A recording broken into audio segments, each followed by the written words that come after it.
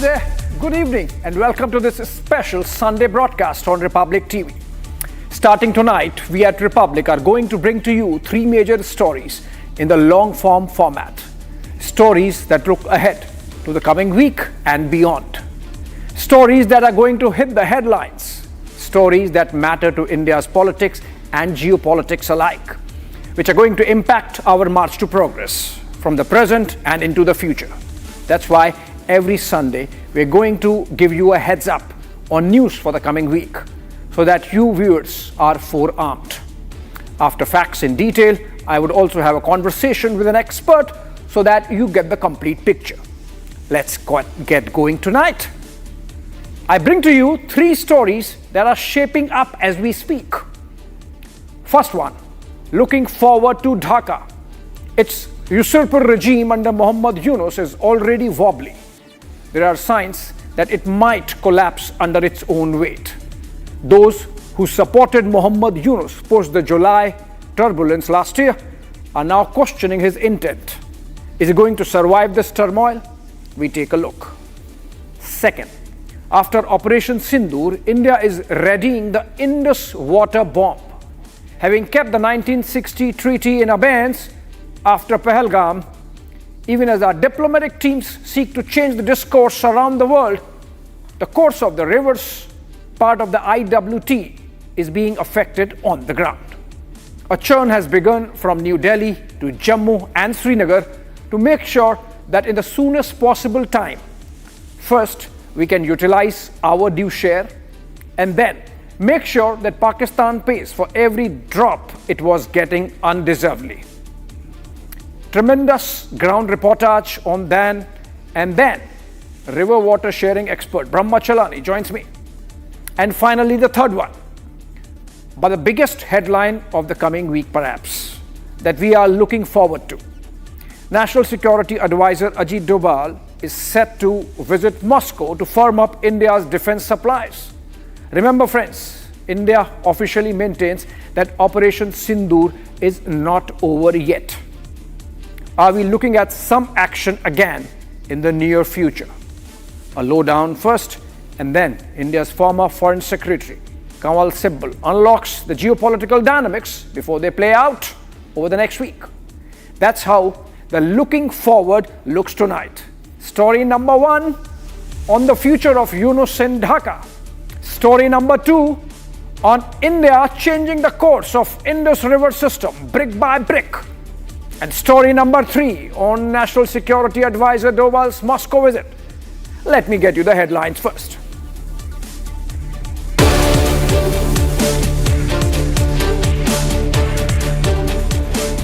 India has officially overtaken Japan to become the fourth largest economy of the world. The much-awaited announcement was made by CEO of Niti Aayog, who confirmed the achievement of India becoming a $4 trillion economy, citing IMF data. He said, and I quote, "The Indian economy has now set its target on surpassing Germany for the number 3 spot, something that Niti Aayog believes India can achieve in the next 2-3 years. India continues to remain the world's fastest growing major economy and is the only country expected to record over 6% growth over the next 2 years. On the back of the 10th Niti Aayog Governing Council meeting, Prime Minister Modi chaired a crucial conclave of the chief ministers of the NDA in New Delhi today. The meeting saw over 20 chief ministers, 18 deputy chief ministers and several union ministers in attendance. 2 key resolutions were passed. The first hailing the success of Operation Sindoor and the second one on caste census. All NDA chief ministers have given their consent to the proposal of caste census. JP Nadda, the BJP president, cleared NDA's official stance. He said, "We don't do caste politics, but stand for justice for the deprived." Rashtriya Janata Dal chief Lalu Prasad Yadav has expelled his elder son Tej Pratap from the RJD for 6 years, citing irresponsible behavior and deviation from the family's values. The patriarch's decision comes just a day after Tej Pratap claimed his social media account was hacked. Yesterday, a Facebook post surfaced from Tej Pratap's profile in which he reportedly spoke of a 12-year relationship with Anushka Yadav. The 122nd episode of Prime Minister Modi's monthly radio program Mann Ki Baat aired today. Most notably, Prime Minister's address found mentions of the transformation of Maoist-infested districts of Gadchiroli in Maharashtra and Dantewada in Chhattisgarh. From historic connectivity through bus services in the villages of Gadchiroli to record results in board examination in Dantewada, Prime Minister hailed the socio-economic transformation of parts of the nation once caught in the grip of Maoist terrorism. Big claims made in the U.S. Worldwide Threat Assessment report by the Pentagon. U.S. claims Pak military's top priorities in the next year to remain on cross-border skirmishes with neighbors. The U.S. raises the alarm on Pakistan's nuclear ambition, says it's focusing on modernizing its nuclear arsenal. Washington named Beijing as Pakistan's primary supplier of weapons of mass destruction, raises the alarm on Pak's nuclear procurement spree. And Chief of Defence Staff General Anil Chauhan arrived at the Northern Command headquarters of the Indian Army in Udhampur in Jammu and Kashmir. The CDS met the troops at the Northern Command and congratulated them on the success of Operation Sindoor.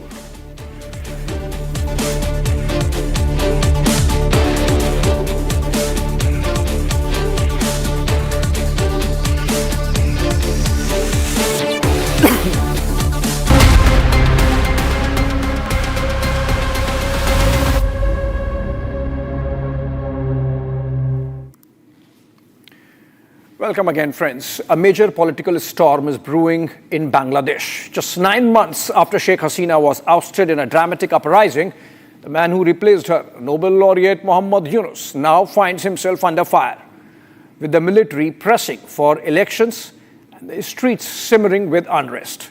Is Dhaka heading towards another power shift? Our special report traces the rise and possible fall of Yunus as soon as this coming week, maybe. And more importantly, what it means for India and the region. Take a look.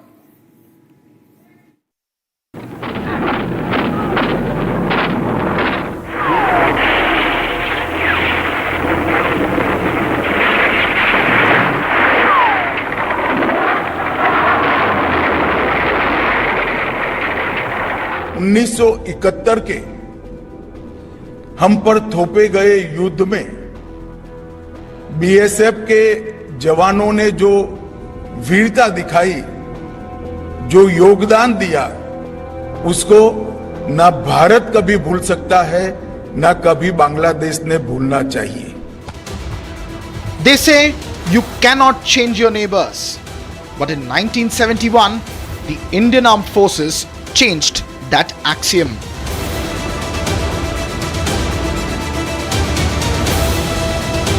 For 53 strong years, India gave its best to maintain a healthy partnership with its newest neighbor, Bangladesh.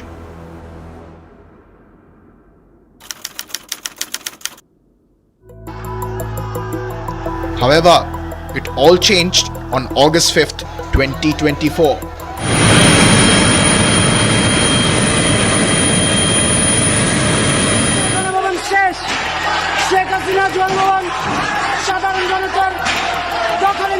ছাত্রী ভাই বোনদেরকে special thanks. আপনারা দেখতে পাচ্ছেন আমি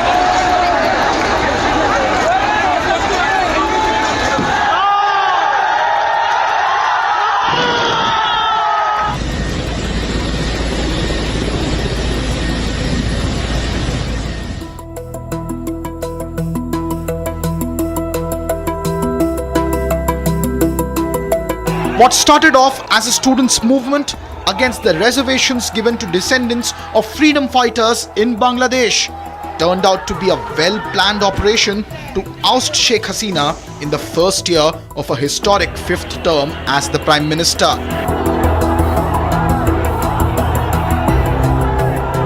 And this is the responsibility we take together, and you will be here with us in that dream, making that dream come true. They shook the whole country by their speeches, by their dedication, their commitment. They said, you can kill us anytime you want, but we are not giving up. And he is known as to be the brain behind the whole revolution. And when the dust settled in Dhaka, it was this man who emerged out of nowhere at the helm of affairs. They call him Professor Muhammad Yunus, Chief Advisor to the interim government of Bangladesh, legalese for the unelected ruler of Dhaka. A man touted as the banker of the poor by his Western backers, Yunus began his journey in 1983 with experiments in microfinancing through his Grameen Bank. Projecting himself as a revolutionary, he cultivated a strong relationship with the Clintons. He called Hillary a friend. He even secured the Nobel Peace Prize in 2006 and the US Presidential Medal of Freedom in 2009. However, Yunus was no saint in the eyes of Sheikh Hasina. When she returned to power in 2008, she labelled Yunus a quote, bloodsucker of the poor. She accused Grameen Bank of exploiting the poor, and in 2011, Yunus was forced out of the corruption-riddled bank.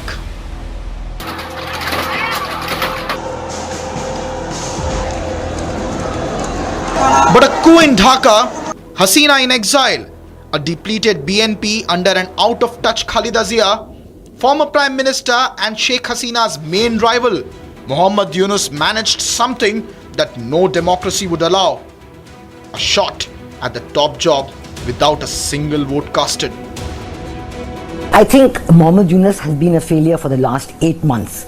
The main problem is that his has been an interim government, not even a caretaker government. But immediately after he came to power in August last year, he started, he was backed by the Jamaat-e-Islami, he was backed by all the Islamist forces. And they started as if they're going to be there for the long term, and they started reforms, which is not the mandate of an interim government. They started changing laws, changing individuals, which is completely not the mandate of an interim government. While Yunus came to power on the back citing democratic reforms, so far, he has only met extremist leaders. He has banned Hasina's party from contesting elections. He has rejuvenated the ties with Pakistan and the ISI and made irresponsible statements on India's territorial sovereignty while sitting in Beijing. Eastern part of India, called Seven Sisters. They are landlocked country, landlocked region of India. They have no way to reach out to the ocean. We are the only guardian of the ocean for all this region. So this opens up a huge possibility. So this could be an extension of the Chinese economy. Build things, produce things, market things, bring things to China, bring it out to the whole rest of the world. That's a production house for you.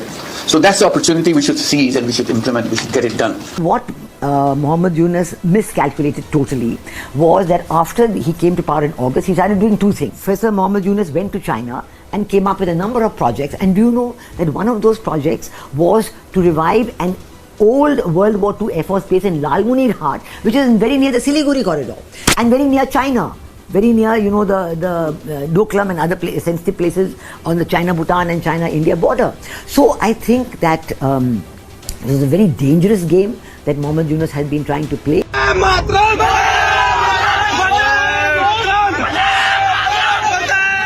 From the closure of the land ports for Dhaka to clashes on the international border, India and Bangladesh's ties are at an all-time low in the 9-month rule of unelected Muhammad Yunus.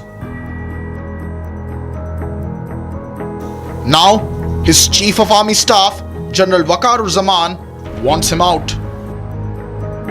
যদি নিজেদের মধ্যে ভেদাভেদ ভুলে একসাথে কাজ না করতে পারেন, নিজেরা যদি কাদা ছোড়াছুড়ি করেন, মারামারি কাটাকাটি করেন, এই দেশ এবং জাতির স্বাধীনতা সার্বভৌমত্ব বিপন্ন হবে। আমি আজকে বলে দিলাম, নাইলে আপনারা বলবেন যে আমি আপনাদের সতর্ক করিনি। আমি সতর্ক করে দিচ্ছি আপনাদের। I had enough. Was last 7-8 months I had enough. On the 21st of May, the army chief, General Waqar-ur-Zaman, he held a big meeting with all his officers. And in that meeting, it was a unanimous meeting, even officers who were on peacekeeping operations, they joined virtually. And in that, he had said very categorically that the army will not tolerate any more mob violence and anarchy. And they said that they will, there's this big question of a humanitarian corridor, which they're trying to have to go to the Arakan and have it through Bangladesh. But the anticipation is that arms and weapons and ammunition will go to the Arakan army through that corridor. So all this coming together led to the army saying that they do not want the corridor, it's a security threat. B, telling Professor Muhammad Yunus that he is not keeping the army informed on security issues. And C, reminding everybody that the liberation war, the values of the liberation war are non-negotiable. Now that the rumors are rife in Dhaka about Yunus's potential resignation or another military coup, Yunus called a surprise meeting of his advisory council.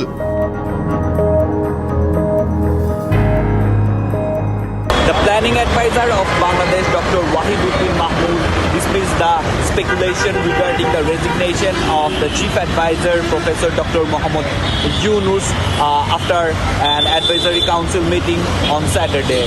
He said the chief advisor is staying with us and all the other advisors as well.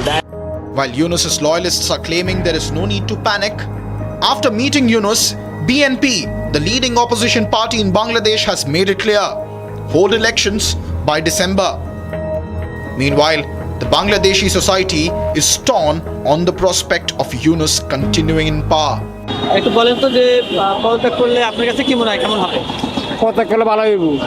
কেন ভালো হবে মনে হচ্ছে? ভালো ইলেকশনে মনে হয়, যদি ইলেকশন না দেয় তো দেশ এইভাবে চলবো।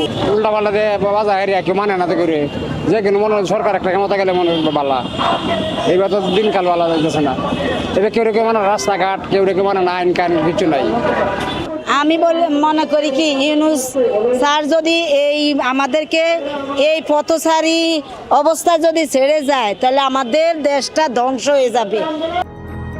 This sentiment on the ground, expressing dissatisfaction with Yunus, is reflected with more clarity by the likes of author activist Taslima Nasreen and Hasina's son Sajib Wazid. He has unleashed a torrent of unrest in the country, orchestrated jihadi mayhem, destruction and arson by setting his followers loose, says Nasreen. Wajid, in his long post, accuses Yunus of abuse of power and personal ingratiation. Taken together, it's a story of an old man with little experience in governance, getting deluged by the complexities and finally caving in. The political clock is ticking for Yunus. BNP is breathing down his neck. Students who brought him to the chair are restless. The Jamaat is hitting the streets once again. Is it only a matter of time before General Waqar-ur-Zaman moves in and seizes control from Muhammad Yunus? Or will Yunus resign to save face? The only thing that is clear in Dhaka is that the winds of change are blowing. And I think, first of all, the most important issue is what the army has said, and which the people of Bangladesh wholly support: free, fair and inclusive elections, definitely before December of this year. So this is the bottom line for everybody in Bangladesh, for the political parties, for the people and so on. Now, when you say free, fair and inclusive elections, immediately the question comes, why have they banned Awami League? They're not authorized to ban any political party. They've done it entirely out of spite because they realize that the Awami League is still popular. So my point is that there must be free, fair and inclusive elections. Awami League must be allowed to participate. All other political parties must be allowed to participate.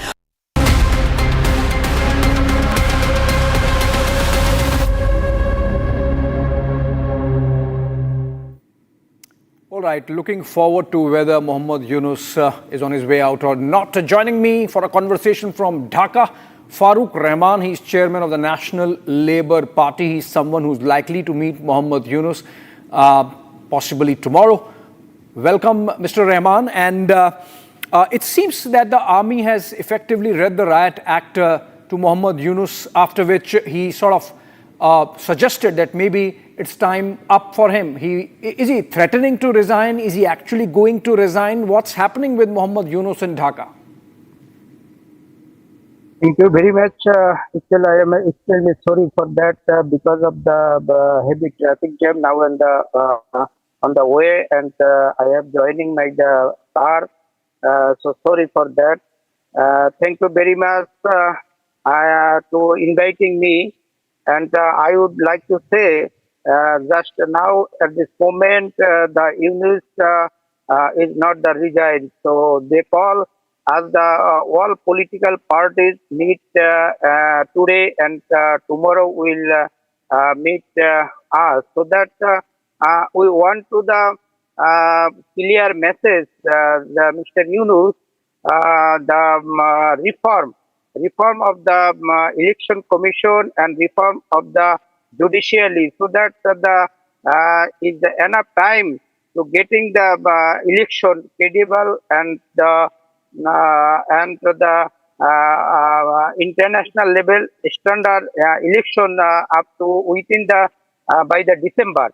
So actually, the day before yesterday, Yunus it says he has to be resigned, but it is a kind of the intentionally. I said so. Bangladesh is a big revelation, and I support the all political parties to the Yunus. So this movement and the democracy is the stable. So Mr. that Rahman, I need the election and the free and fair and credible election Mr. Rahman, by the Yunus. For a vibrant democracy, it's important that there are free and fair elections. What is the problem in announcing a timeline, a time frame within which elections can be held? I mean, this is not the first time that question has been put up to Mohammad Yunus. Instead of throwing tantrums as he is doing every time, he can just say that, okay, fine, I'll hold elections by December. What's the problem there? BNP is getting impatient. BNP is not Awami League. They are impatient now that Mohammad Yunus is sitting over a timeline. He can announce a date. Actually, BNP says all political party alliance first to still now we are requesting and we are pressured to Mr. Yunus is the credible Nirbachan, but they have getting the 5 reforms committee already disclosed their report. So enough time for the credible and fair Nirbachan. Absolutely. Are you going to tomorrow when you meet him, Mr. Rahman? Tomorrow when you're meeting him, are you going to tell him that either announce a date or resign? No, actually, Yunus want to the decade the half yearly by the fascist Sheikh Hasina, so that our police administration are not the properly reform play role, and our army is now at the police procession. They help the Bangladeshis now at this moment they judicially, so that some need time, but enough time is the 9 months already gone. Absolutely. Mr. Rahman, you in fact said that there is pressure on Yunus, and I believe like the BNP, like the Jamaat, your party also believes, you are saying that 9 months are enough. Are you not, when you meet him, I'm asking again, are you not going to ask him to put a deadline, announce a date or resign? Yes, thank you. And the first, when the Mr. Yunus is the president house, they shop there. So for the first and up to finally, they are pressure all political alliance. Right. Quickly serve the roadmap for the election. So we are not the not give up the no more time to Mr. Yunus for the election. Absolutely.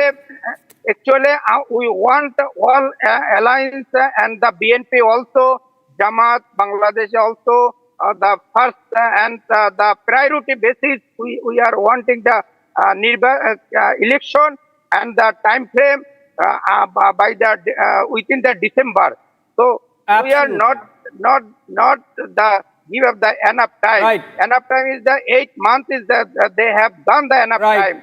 So no more reform. Now Right. at this moment, judicially foolish administration Right. and the election. And the I election- really commend you, Mr. Rahman, for being absolutely forthright about your position that no more ifs and buts, no more reforms. What you are saying is that enough time has been given to Yunus. His time is up, in fact, and that he should either announce a date for elections, as everybody wants, from BNP to Jamaat to even your party, the National Labour Party. And of course, those should be free and fair elections. Thank you so much, Mr. Rahman, for joining us on this broadcast. Looking forward to Bangladesh, and moving on to the second one. We are looking forward to how the Indus Water Treaty and the changes that India wants are going to pan out. For over 6 decades, the IWT has been hailed as a rare beacon of cooperation between two bitter rivals, India and Pakistan, brokered by the World Bank in the 1960s. To 1960 to be precise. The treaty survived wars and diplomatic freezes. But now, terror strikes like Pahalgam have tested New Delhi's patience. Time-worn pact is under unprecedented strain. In a world where water is fast becoming the new oil, India's hand on the tap of the Indus system has suddenly become its most powerful diplomatic tool. What happens when rivers that once promised peace turn into instruments of power? Is Pakistan facing an existential water crisis, or is it going to face one? Is it ready to face it? In this special ground report, we unpack the geopolitics, the treaty, the stalled infrastructure, and the shifting strategies that may define the next great contest in the region. Not over land, but over water. And rightly so, because as victims of terror, India has its right to make use of everything available to inflict costs on Pakistan. Here are the details.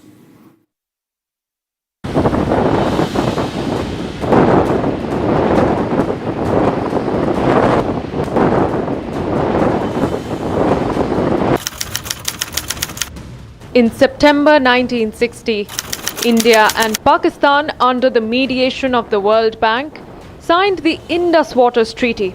The agreement allocated the waters of the Indus River system between the two nations. Pakistan received control over the western rivers Indus, Jhelum and Chenab, while India retained rights to the eastern rivers Ravi, Beas and Satluj.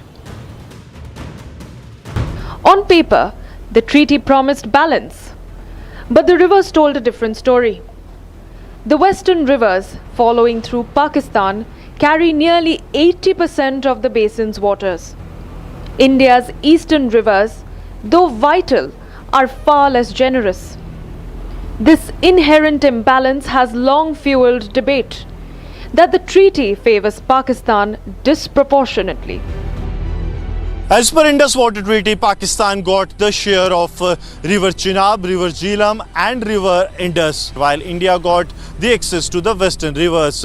But most of the flow that comes from Jammu and Kashmir goes to the Pakistan as per Indus Water Treaty. And this is what the Jammu and Kashmir has always been objecting to. Jammu and Kashmir has given several memorandums for the renegotiation of the Indus Water Treaty, as J&K has always said that it is their resources and they are not getting the due compensation or due share. And even after the treaty being kept in abeyance, Jammu and Kashmir has said that it needs to be compensated and there needs to be renegotiation on the terms that the Pakistan is getting.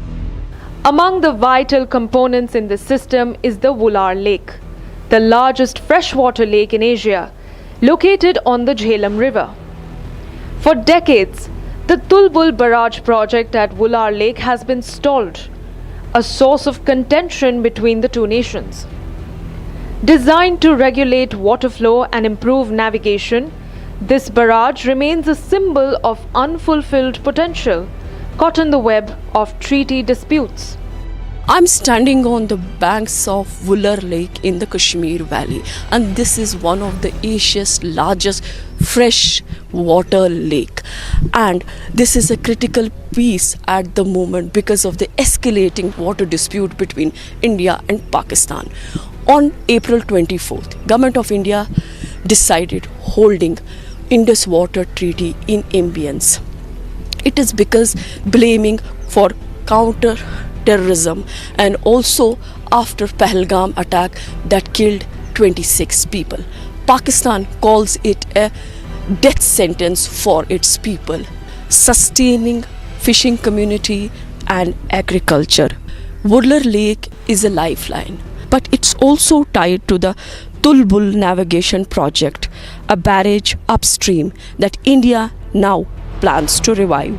This lake could store water from the Jhelum River, water that Pakistan is in need for this water. Further downstream, India's Buglihar Dam on the Chenab River stands as a testament to the treaty's complexities.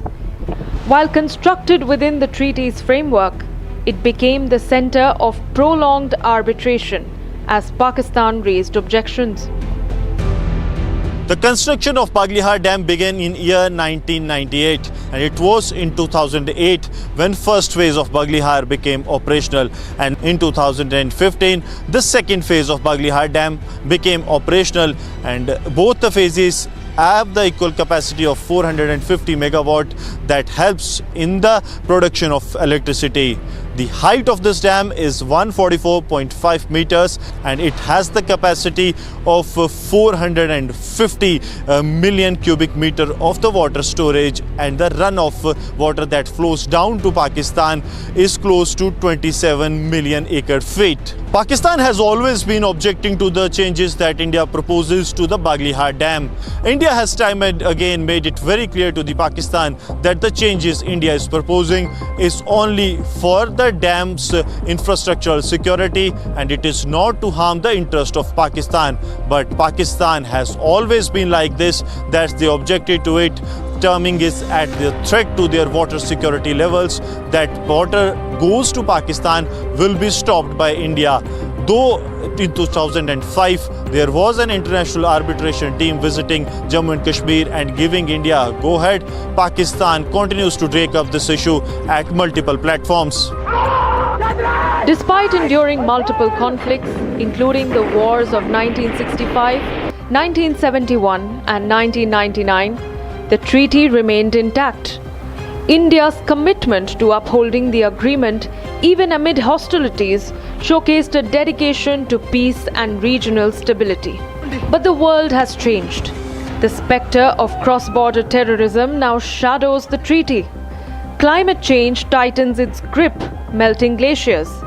Erratic monsoons and shifting demographics alter the water demands of millions.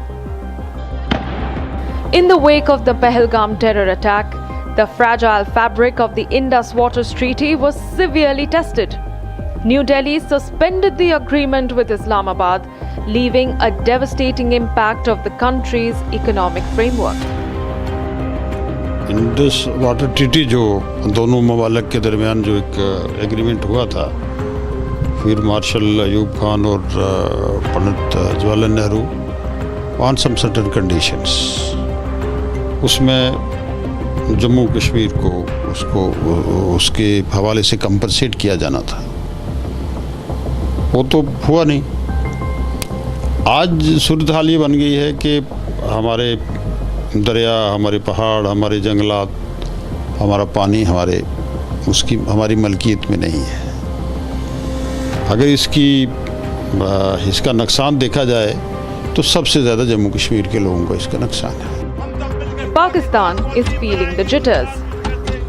अगर ये पानी का crisis नहीं अभी solve करेंगे तो हम भूखे मर सकते हैं। उसकी वजह ये है कि इंडस बेसिन जो है वो ही हमारा लाइफलाइन है। 3/4 जो पानी हमारा आता है सर टोटल बाहर से आता है। हमारी 10 में से 9 लोग जो है ये इंडस वाटर बेसिन के ऊपर ही रिलाय करके अपनी जिंदगी बसर कर रहे हैं। For India, this turbulent period has opened a window to fast-track vital infrastructure, most notably the long-stalled Doval barrage and optimization of reservoirs like Buglihar. India's decision to suspend the treaty means projects like this the Tulbul barrage could reduce flow, starting right here where from we are reporting at Wular Lake. Pakistan citizens see the treaty's suspension as an existential threat. Here at Wular Lake, the water flows calmly for now, but downstream, it is the life that is under siege.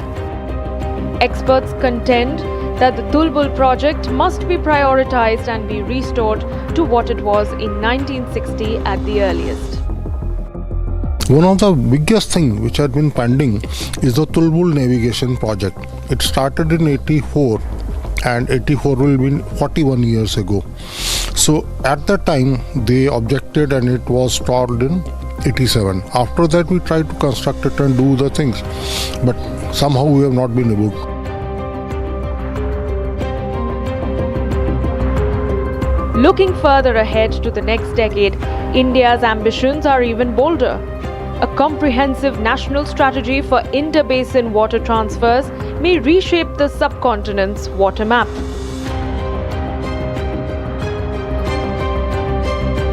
Bringing lifelines to parched lands and stabilizing agricultural economies.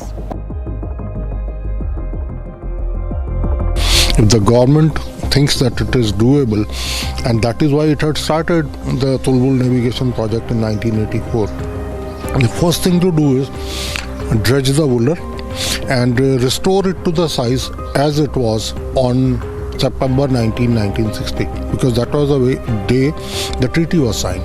So restoring Wular to the size as it existed on September 19, 1960 does not constitute any violation of the treaty. The expert views are reflected on ground too. Listen in to this local near the Baglihar Dam site.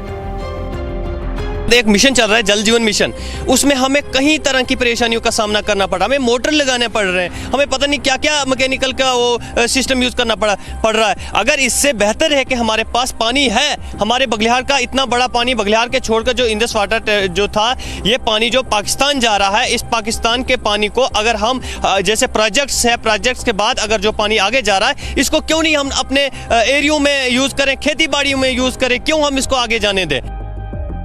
India could also craft a water doctrine, silent but powerful, deterrent, leveraging hydropower projects and water infrastructure as strategic assets. The Indus is more than a river. It is the lifeblood of millions, a symbol of history, identity, and survival.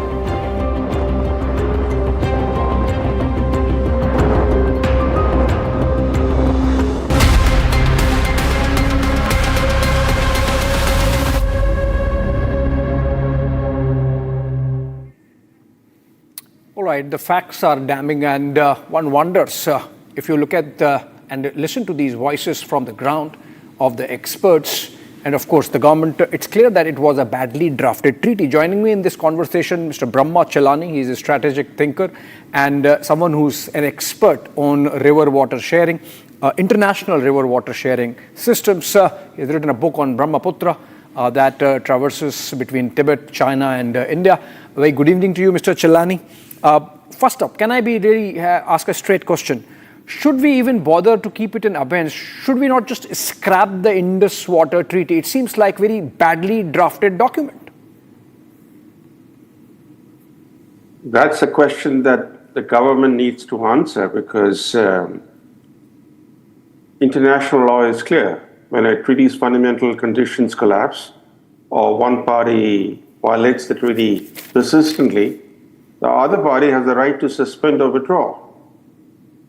Yet, India has neither suspended nor withdrawn from the Indus Waters Treaty. It has placed it in abeyance. That's a term neither defined in international law nor spelled out by India. India has not said what keeping the treaty in abeyance means in practice. In other words, India has adopted a position of strategic ambiguity. Strategic ambiguity to what end? The government hasn't clarified, because this is a very unequal treaty, an unequal treaty that has been violated repeatedly by Pakistan, because any treaty is created not on paper alone, but on trust. And trust is precisely what Pakistan has shattered time and again through its unwavering commitment to trans-border terrorism. The Indus Waters Treaty, as its preamble says, was founded on the principle of peaceful coexistence. So how can terrorism, trans-border terrorism, coexist with a treaty founded on peaceful coexistence? Absolutely. Absolutely. In fact, Mr. Chellani, since you quoted the preamble, there is another line in it which says this is signed in a spirit of goodwill. Now, look at the manner in which Pakistan has conducted itself. Specific to the Indus Water Treaty, Tulbul Barrage, the Kashmiris want changes there. Pakistan thinks or wants the world to believe that it cries for Kashmir and the Kashmiris. Yet, it carried out a terror attack at the Tulbul Barrage, at the Jugular Lake, just a year back. It has objected to every project on the eastern rivers, which are India's right, Baglehar, Kishan Ganga, Ratle.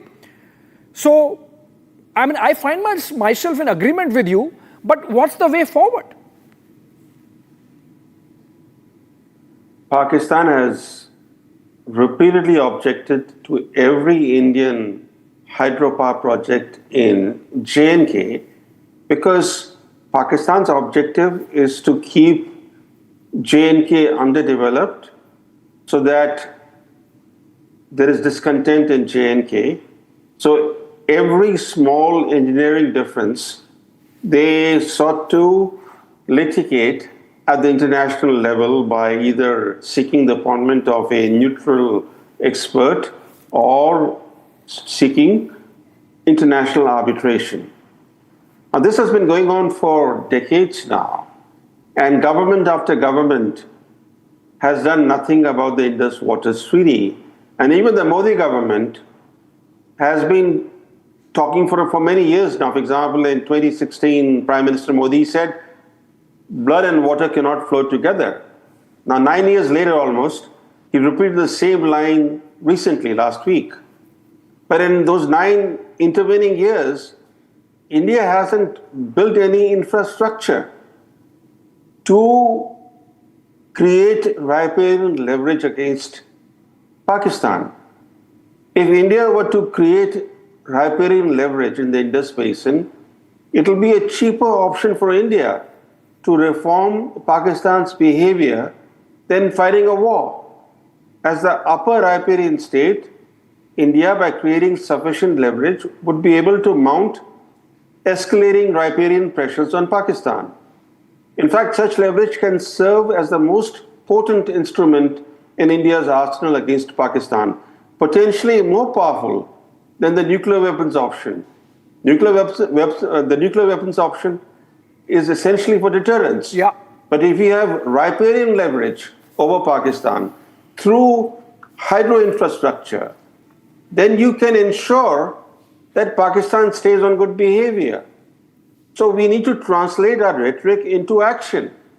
Just at the rhetorical level, if we keep saying things and we do not actually create the hydrological infrastructure on the ground, then such rhetoric actually can backfire on us because it will hand Pakistan an emotive card.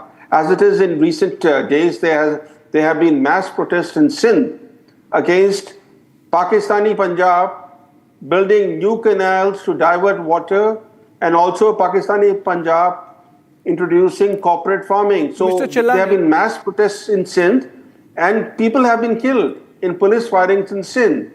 So water is a very emotive card, and we should be careful that our rhetoric is backed by real action.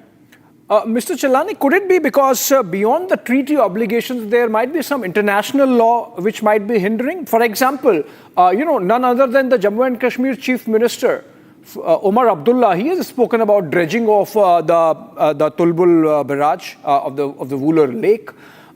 We have many studies commissioned on raising the heights of some of these dams, including the phase 2 of Baglehar, and yet the government has not been able to implement? I mean, you think there is some technicality involved? Because there is I don't see absence of will or intent. It's just some execution issue on the ground. And if yes, how can we sort it out? First, Bagliyahar is not a dam. It's a run-of-river project. The Indus Waters Treaty only allows India to build a run-of-river projects that do not have a dam reservoir on the western rivers, which are reserved for Pakistan's exclusive use. The biggest river in the Indus Basin, there are 6 rivers in the Indus Basin, the biggest river in terms of trans-boundary flows is not the Indus, it's the Chenab, followed by the Jhelum, and then followed by the Indus, and the 3 small rivers, Satluj, Ravi and Bias, have been reserved for India. The reason why India has not created infrastructure, in fact, India has not even utilized its own rights as laid out in the Indus Waters Treaty. To give you one example, the Indus Waters Treaty allows India to create storage capacity on the western rivers, the rivers that are reserved for Pakistan, storage capacity of 32 million acre feet. 3.2 million acre feet. 3.2 million acre feet on the western rivers, but we have created storage capacity of only 0.3 million acre feet. So even what the Indus Waters Treaty has allowed India, even those rights we have not put into practice. The reason is our bureaucratic culture. Right. And the lack of strategic long-term planning. Yeah. Those are the 2 main reasons. Right. And unless we do not address these 2 things, we will continue to talk and not really build riparian leverage against Pakistan. Right, Mr. Chilani. Hopefully, the concerned bureaucrats would be listening and this time not misread the impatience of India. On that note, thank you so much, Mr. Chilani, for joining us with that perspective. And moving on, friends, to the third one. He is the man of the moment, so to say. India's National Security Advisor, Ajit Doval, spearheaded every aspect of Operation Sindoor from its conception to final execution. Behind the exactness of the achievement was decades of painstaking work on the ground, as a sleuth, as a spy, as the faceless operative, and finally, as the chief of the national security architecture. As NSA, Doval also nurtures relationships that keep India in good stead when it comes to defense, the most crucial of which is, of course, the one with Russia. Remember, the BrahMos missile that flattened Jaish-e-Mohammed headquarters in Bahawalpur is a joint Indo-Russian project. The Sukhoi from which it was fired is also an Indo-Russian venture. Now, the S-400 that sits at the pinnacle of India's air defense system is also Russian origin. Doval is going to be in Moscow this week to further develop this connect. Whether it is about buying more S-400s or making sure that the China dynamic, which has come into serious play during Operation Sindoor, on the Pakistani side, of course, does not affect the steady ship of India-Russia ties. And perhaps a message to Washington also. Take a look.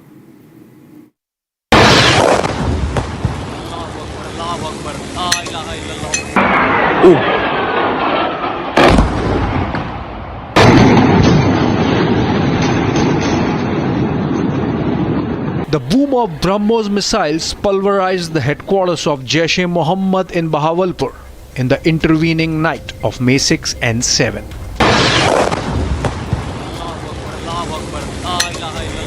There was no asking proof this time.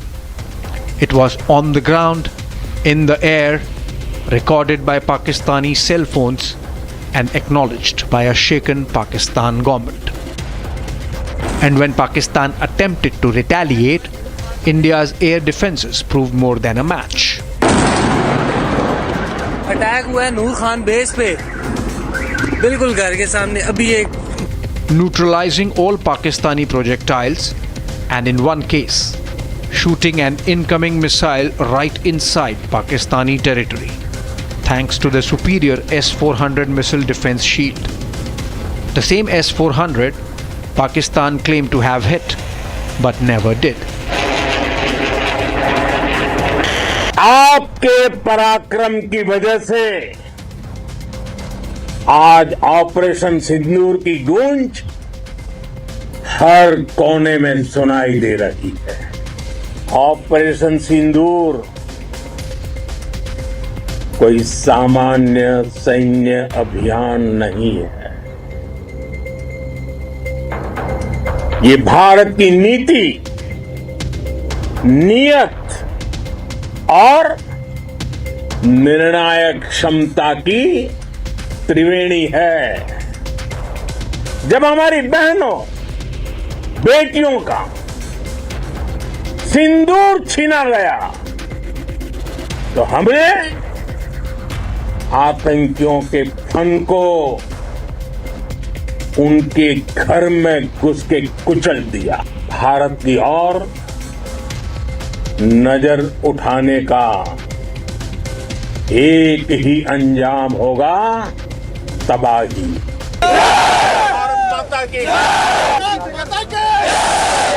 As you could see in those pictures, the S-400 stands majestically in the background as Prime Minister Narendra Modi addressed IAF personnel at the Adampur Air Base. This robust AD system comprises of a large variety of multi-layered AD sensors and weapon systems, from point defense weapons like the low-level air defense guns, shoulder-fired manpads, and short-range surface-to-air missiles or SAMs, to area defense weapons like the air defense fighters and longer-range surface-to-air missiles within our inventory. Additionally, the numerous waves of drones and unmanned combat aerial vehicles employed by Pakistan were also thwarted by the indigenously developed soft and hard kill counter-US systems and the well-trained Indian air defense personnel.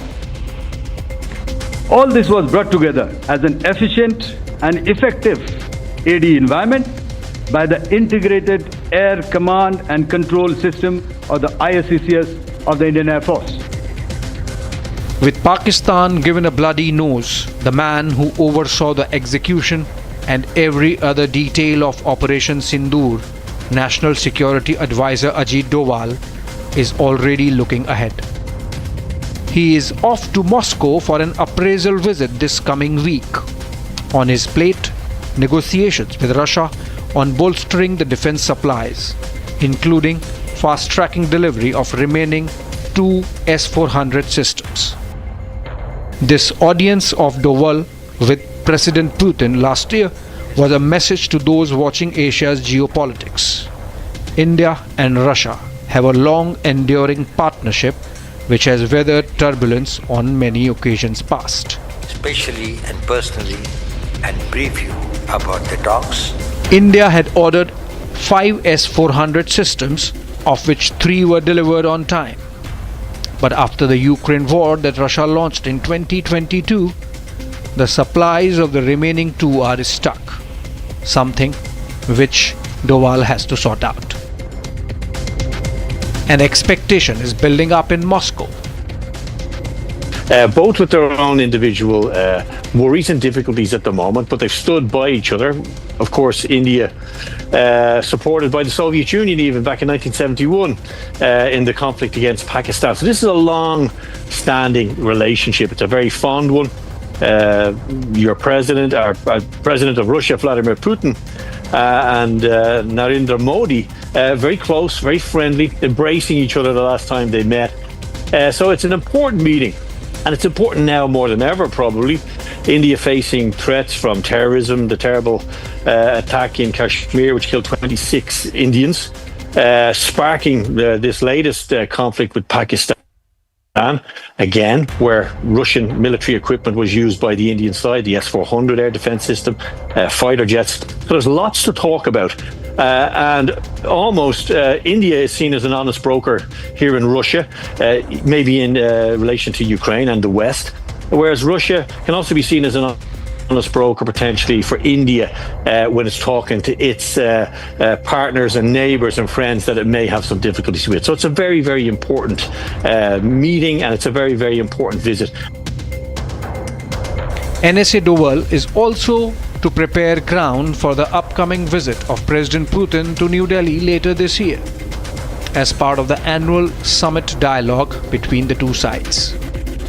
Well, I'm sure elements of President Putin's much anticipated visit will be discussed, and there's a lot of logistical things that need to happen for the president of a huge power to go on a state visit, and it's an important visit as well. So there'll be lots to discuss.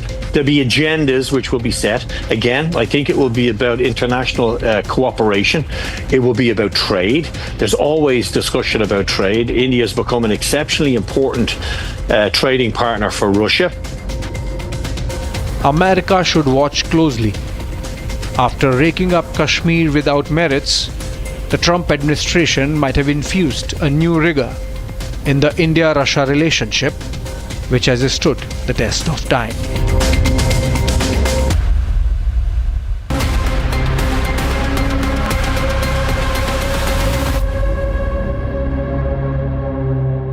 Understand the implications and the possibilities of NSA Doval's visit to Moscow. Joining me from London, India's former Foreign Secretary and National Security expert, Mr. Kanwal Sibal. Very good evening to you, sir. Thanks for joining us. And given the fact that NSA Doval's visit is happening in the backdrop of Operation Sindoor, what can we expect from this? A few things. One, I think we must understand that the real power in Russia, the real policy makers, although it is true of most countries, because the power is in a PMO here, real power in terms of top decision making, likewise in the White House. But in Russia, it is the Kremlin, not so much the Foreign Office. So if you want to send a message to the Kremlin and the real policy makers, then you have to go outside the Foreign Office channels. And NSA, to my understanding, is actually the real person who communicates India's thinking and positions at the highest level to Russia. You know, he had this very close relationship with Patrushev, who was the head of their National Security Council. Although today he's not there in that position, but he is an advisor to President Putin. And NSA Doval has had very close ties with Patrushev, and Patrushev is the real power in the Kremlin. So that's one. Number two, I think the occasion will be used to give the Kremlin a proper briefing of this Operation Sindoor and what was achieved and what was not achieved. Yeah. Number three, it will be an occasion to thank Russia for the continuing support by way of arms supplies and spares and everything else, because for preparing this operation, we needed to be sure that the vast amounts of Russian equipment that we have are available to us. Yeah. And my understanding is that Russia has been helpful. So the third thing would be to thank Russia for that. Number four, we will certainly need now more weaponry, certain other gaps that we may have discovered during this operation where we need those. I think we would probably be discussing that with the Kremlin so that those future supplies keep coming in. Right. Number four or number five, I think given what President Trump has been doing of late, of equating India and Pakistan in a very objectionable way, and repeatedly doing that, I think there is a signal in this that we have options. Yeah. In fact, Russia will always remain an option as a hedging strategy, as a balancing strategy, but more than that, as a confidence in a relationship that has been durable and largely problem-free for the last 70 years. In addition to this, there are two other things that should be on the agenda. One is to ask the Russians to be more active in the UN Security Council, in their permanent members, in terms of listing these fellows from Pakistan under the 1257 1267 committee. Russia is helpful. Yes. But my understanding is that countries like France and others are much more active in this regard. Russia goes along, but we will need Russia to be more active. Now, the last couple of points. Pakistan is very active in Moscow. I can tell you, I was ambassador there. Yeah. And I mean, their whole strategy is that since it is a very stable, long-standing relationship, how they can interfere in this relationship in some way to create some misunderstandings between India and Russia. Yes. And they have this Tashkent thing in mind where Russia took a neutral position and was a mediator, so they keep appealing to them. They also keep dangling the possibility of buying arms from them and this and that. So I think we need to actually do a little lobbying of sorts with Russia, that they should take a more active stance in international organizations and SCO and BRICS and all that on the terror threat that we face from Pakistan. And finally, the China factor. Yes. I think there has to be a discussion on that as to how we assess China's role and what China is doing with Pakistan. Pakistan is going to rearm itself. Let's not have any illusions on that. Whatever gaps they've discovered, they'll appeal to the Chinese to fill those gaps for them, so that in the next round they feel that they are better prepared. There's no sense in this fellow declaring himself a field marshal if he doesn't intend to have a second round. So I think there should be a discussion on that. And finally, President Putin's visit to India. Very well said, sir.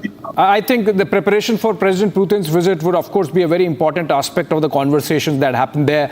But before I let you go, one quick question. I mean, while you were speaking, this thought was coming to my mind. Tell me if I am right or wrong, that despite the China tilt of late, New Delhi increasingly finds Russia or Moscow as a more stable partner vis-a-vis Washington, D.C.